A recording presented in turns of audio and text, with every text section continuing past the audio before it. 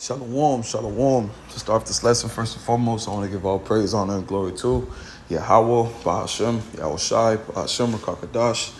Double honors to our elders and apostles, the great millstone, who rule well and push out the 100% truth and truth, sincerity. And shalom to the hopeful elect scattered across the four winds. Lord willing, this lesson be edifying. The title of this lesson is going to be America is Modern Day Egypt. And how is America modern day Egypt?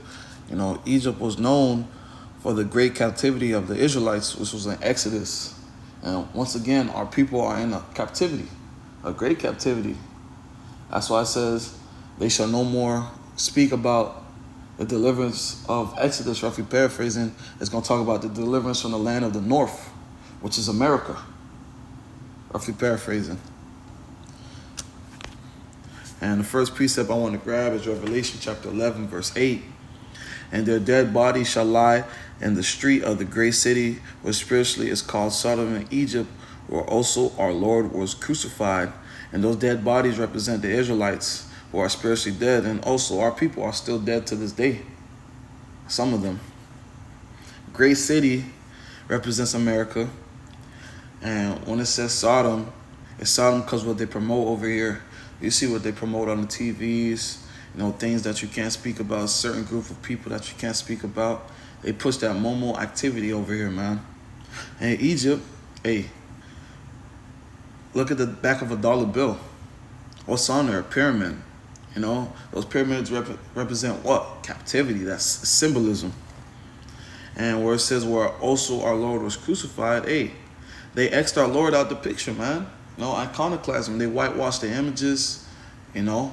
First Maccabees 3 and 48, I believe, where it says the heathens sought to paint the images after their likeness. Hey, that's what they did to our Lord, man. This place is modern day Egypt. The next precept that I wanted to bring out is Revelation chapter 17. And I'm going to start at 1 and I'm going to drop down. It's the book of Revelation chapter 17, verse 1. And there came one of the seven angels which had seven vials, and talked with me, saying unto me, Come hither. I will shew thee the judgment of the great whore that sitteth upon the waters. That great whore is America. You know, the different that great whore is America. When it talks about waters, that's these different nations, these heathen nations. Verse 2, with whom the kings of the earth have committed fornication, and the inhabitants of the earth have been made drunk with the wine of her fornication. The different kings is talking about the heathens. The wine is taking on the philosophy of America. And you see that America has that pull. You know, at all these other nations, you know, you got females twerking in countries where, you know, where that's not even allowed. You know, America has that pull. These nations want to be like America. Continuing on, I'm going to jump down to verse 15.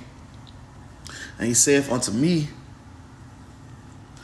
the waters which thou sawest where the whore sitteth are people and multitudes and nations and tongues.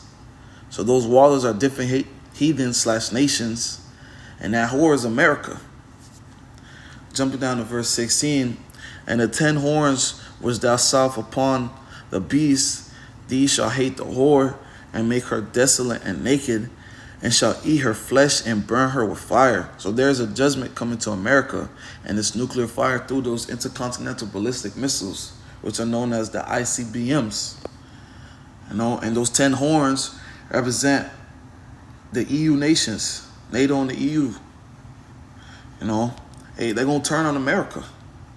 I'm going to read it real quick in verse 17. For the Most High put it in their hearts to fulfill his will and to agree and give their kingdom unto the beast, until the words of the Most High shall be fulfilled. So these nations are going to turn on America. You know, and precept to back that up real quick. It's the book of Obadiah, chapter 1, verse 7. All the men of thy confederacy have brought thee even to the border. The men that were at peace with thee have deceived thee and prevailed against thee, that they eat thy bread, have laid a wound under thee. There was none understanding in him. And those you know, Esau's allies, America's allies, the EU/NATO. You know, those allies are going to flip on America, man. But I don't want to get too much off topic. Let me continue on. This book of Revelation, chapter 17, verse 18. And the woman which thou sawest is that great city which reigneth over the kings of the earth. That whore is being America. America is the one whom the world follows after. You know, its philosophies, its ways, the image. America has that influence. Egypt in the Greek is Egyptos, which means double straight. In the Hebrew, it means matazarium. Matazarium. Yeah, matazarium. Which means straight, position of difficulty, drawn tight, difficulty, troubled. You know, we're troubled on all sides over here in America, man. The next precept that I wanted to bring out is the book of Deuteronomy, chapter 28, verse 68. And the Lord shall bring thee into Egypt again with ships. How do we get over here? How do we get into this place called America? Southern tribe. By ships. By the way whereof I spake unto thee, thou shalt see it no more again. And there ye shall be sold unto your enemies for bondmen and bondwomen, and no one shall buy you. You know, Egypt again, which is America. Ships, the transatlantic slave ship. You know, the transatlantic slave trade. Salakia for the stuttering. Seeing no more, which is our land. Enemies, Esau. Bondman / bondwoman is slaves. Where it says buy, no one shall buy you. Nobody's going to redeem us. But hey, it's a beautiful thing because Yahushua says, I shall not meet thee as a man. That's what's going to come save us.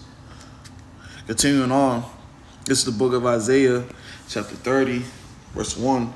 Woe to the rebellious children, saith the Lord, that take counsel, but not of me, that cover with a covering, but not of my spirit, that they may add sin to sin. That rebellious children is the Israelites. You know, they're taking wicked counsel. They are covering themselves with a spirit of Esau, heathen philosophies, Christianity, and etc. Our people want to cover themselves in sin, you know, because they don't want to do right ultimately. That's the mentality of our people. You know, Jake don't want to do right. Jake know what they're supposed to do, and they ignore it. That's why the scriptures say, my people are stiff-necked, hard-headed people. Continuing on, that walk to go down in Egypt, and have not asked at my mouth to strengthen themselves in the strength of Pharaoh, or to trust in the shadow of Egypt. That the mouth is the prophets. You know, the prophets are the Lord's mouthpiece. Modern day Pharaoh will be, you know, the president, elite bankers. Shadow of Egypt, once again, is America.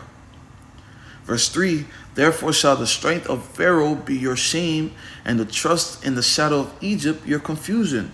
By trusting in this system, our people are going to be in shame. To this very day, they trust in this system still, man. Our people still trust in America. After figuring out America puts these things in the foods, what they do in the air, after figuring out all of these things, man, our people still trust in this wicked-ass society, man. Verse 9,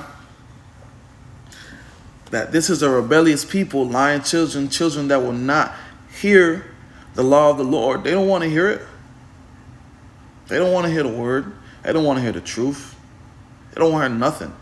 Verse 10 will say to the seers, see not, and to the prophets, the prophet is a seer as well, prophesy not unto us right things, speak unto us smooth things, prophesy deceit. So this is the mentality of our people, man, in modern day Egypt, which is America. They want to hear lies, man. Verse 11, get you out the way, turn aside out of the path, cause the Holy One of Israel to cease from before us. They're basically saying, don't teach the truth. They ain't trying to hear that, you know. Verse 12, wherefore, thus saith the Holy One of Israel, because ye despise his word, and trust in oppression, and perverseness, and stay thereon, our people trusting in America, therefore this iniquity shall be to you as a breach, ready to fall, swelling out in a high wall, whose breaking cometh suddenly at an instant. And cause you do, you know, you don't want to listen, hey, it's going to get bigger. It's going to get bigger, and it's going to get bigger. till you get caught. You get caught lacking. That's what's gonna happen. You trusting in this place. You're gonna get caught slipping. You know? Especially with the times that we're in. Hey, this devil's ready to show his horns, man. You know, you want to trust in this society. You know, you want to trust in Esau. All right, cool. There's a judgment coming. You know, but hey, America is modern day Egypt. America is modern day Egypt. And with that being said, I just want to give all praise, honor, and glory to Yahweh, Ba'ashem, Yahushai, Ba'ashem, Kakadash. Double honors to our elders and apostles of Great Millstone who were well and pushed out 100% truth and truth and sincerity. And shalom to the whole for legs scattered across the four winds. Lord, one this lesson be edifying. Until the next time, shalom.